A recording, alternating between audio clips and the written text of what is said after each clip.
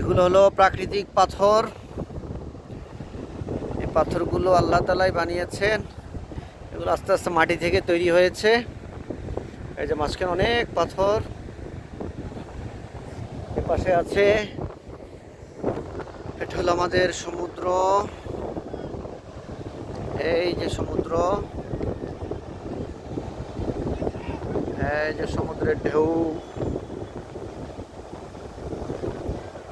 এই যে সমুদ্রের ঢেউ,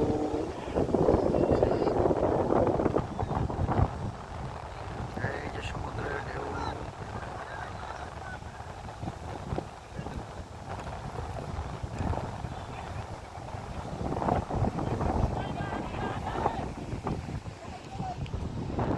এই হলো পাহাড়, এক পাশে পাহাড়, অপর পাশে সমুদ্র।